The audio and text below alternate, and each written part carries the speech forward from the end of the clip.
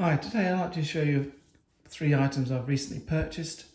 The first one is to do with a discharge paper for somebody from the Napoleonic Wars. Now it's dated 1816 when he left. And let's go have a look at it and see what it says. So this is for somebody that's probably been in the Battle of Waterloo and other campaigns. His Majesty's 2nd Battalion of the Royal Regiment of Artillery. Therefore, General Ellis Walker is Colonel. These are to certify that William Carey, gunman in Major Thomas Patterson's company in the battalion and regiment aforesaid, born in the parish of not sure that is Lee, in the, or near the town of Arbroath, I think that is, in the county of Forfar. So it's the Scottish. So it might be Antry. Was enlisted at the age of 21 years and hath served in the said regiment for the space of 4 years and 305 days, as well as in other corps after the age of 18, according to the following statement, but in consequence of I think that might be reduction. So it might well be that after the Battle of Waterloo, when the French had been defeated, they were starting to get rid of a lot of the army personnel because they weren't needed anymore because the war had ended. Is thereby discharged, having first received all just demands of pay, clothing, from his entry into the said regiment to the date of this discharge, as appears by his receipt on the back thereof, and to prevent any improper use being made of this discharge by its falling into other hands, the following is a description of the said William Carey. Now, he is about 26 years of age, is 5 feet 8 inches in height, fair, I think that is, fair hair, grey eyes, and fair complexion. By trade, I think that is weaver, which would be very typical of people from Scotland, so I think that might be weaver. And then you've got the statement of service. In what corps? So he's the Royal Artillery, so he's in there.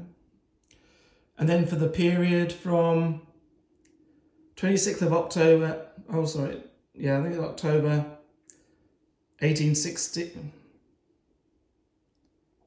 1811 to the 30th of April 1816. So it's the 20th of October 1811 to the 30th of, it's April, 1816. And then it's got the different things. And so it's a gunner. He's in the gunner's lane there. And it's 4 years, 305 days. Again, total service. So it shows you all the different periods. So the total period, then if he's been a sergeant major, quartermaster, sergeant, a corporal and bombardier, a gunner, which he is there, a drummer, total services, in East or West Indies, including the foregoing total. So there's nothing there, so he was not there. And then he's got given under my hand at Woolwich, which is a very big naval big army place in just near London. The 30th day of April 1816, and then you've got the colonel from the Royal Artillery. I think it might be Dyer, something like that. Then on the other side, it's actually got I William Carey, to acknowledge that I've received all my clothing pay, arrears of pay, and all just demands whatsoever by the time of my enlistment in the regiment mentioned on the other side of this day of my discharge, as witnessed by my hand this 13th day of April 1816, and there's his signature there. So he was actually able to write. A lot of people would just put their marks, so it looks like he was actually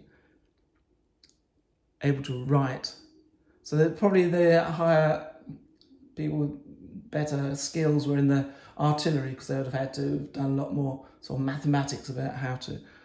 So it might well be that he's a higher level person rather than just a soldier who would probably have not had any writing skills and just put a cross there. So we have got his name there. And then John Walker, I think that's Sergeant or something like that, Royal Artillery. And then the other bits have been crossed out because they're not pertinent to this. And he's got names Surgeon and Commanding. And then this is all folded up into this little package. So this would be in a little square where it was folded up. Discharge papers for Gunner William Carey of Major J. Patterson's Company, 2nd Battalion, Royal Artillery. So there you have the discharge papers of this gunner, which I think is quite interesting. You've got a historical picture of somebody that was actually probably in the Battle of Waterloo, maybe in other battles as well during the Napoleonic War. And so you can see it's very a modern idea, you know, it's all been printed out and they just fill in the relevant details. So it's quite a modern idea of processing. You know, if you had medieval or up to maybe the 17th century, it would have been sort of handwritten, all of it handwritten. While this is much more regulated. So you've got all these bits of paper, and there must have been thousands of these printed, and then they filled in the blanks, as it were. The next item I've got for you to have a look at is this envelope. Again, it's of the Napoleonic period, but it's from Italy. Now, the north of Italy was conquered by the French in the Napoleonic period.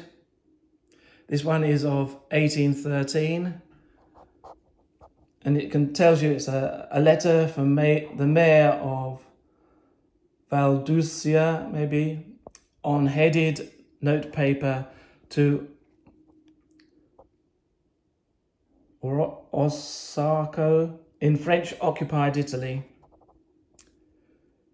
with on the reverse the cachet of the municipality of de Valusia.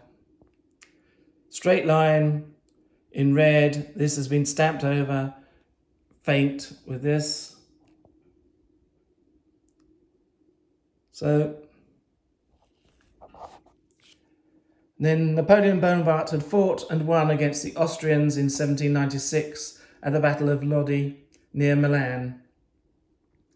And in 1800 at the Battle of Marengo in the Po Valley of northern Italy, the area remained under French control until 1813, when in October he was defeated by the alliance of Austria, Great Britain, Russia, Prussia and Sweden at the Battle of the All Nations, fought near Leipzig. After the battle he retreated into France, and allies pursued him and captured Paris in March 1814. So that was the first time. Then he was sent into exile in Elba off the Italian coast, and then he escaped from there and he went on to the Battle of Waterloo, and then he was eventually exiled to St. Helena in the middle of the Atlantic. So this is, again, it's a bit of this feeling, and there's a little thing on the back that you can't see at the moment because it's in this little protective envelope. But you can see all these, everything was stamped when it went from one place to another. And it's got an 8 up there, so it might well be that it was 8 centimes or 8 francs or something, or 8 miles. Because often they had the cost of it, because in those days, I'll do a little video on English letters of the time, pre-stamps, where it was the recipient who paid for the postage. So somebody would knock on your door, it would be the postman, and he says, I've got a letter for you, but it'll cost 8 pence or something like that. And then it was up to you to give the postman 8 pence, and then you'd have the letter, or you could, I suppose, sort of say, no, I don't want it, and it'll just go back to the sender.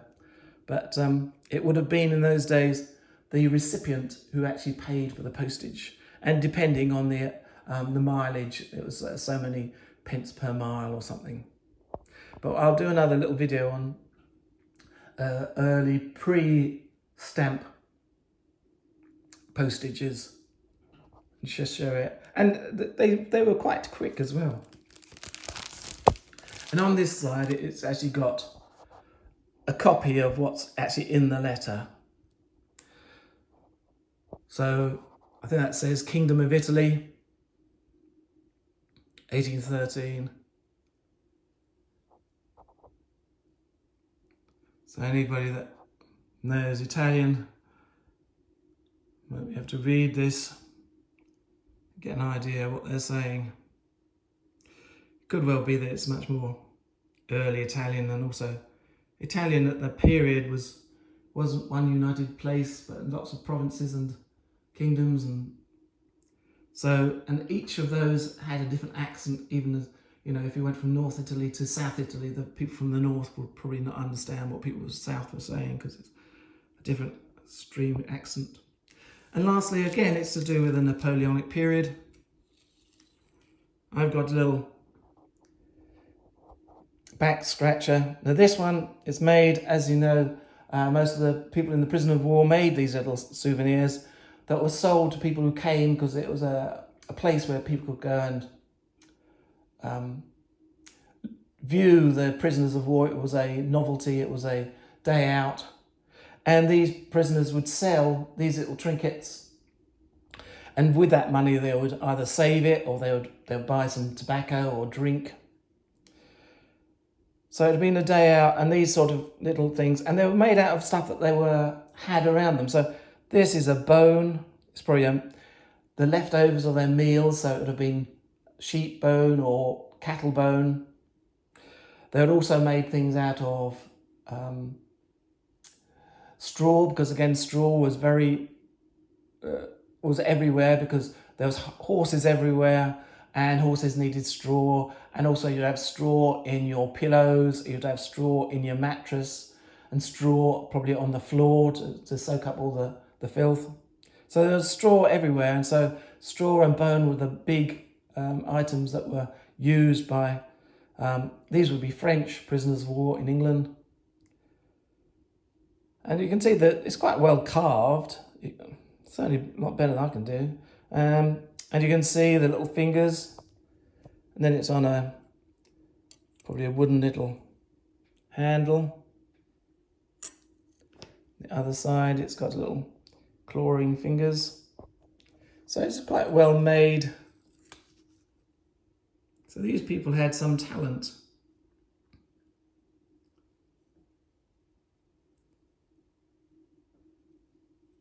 Again, it's quite well. They've even got the lines of the vein or the creases in the hand there.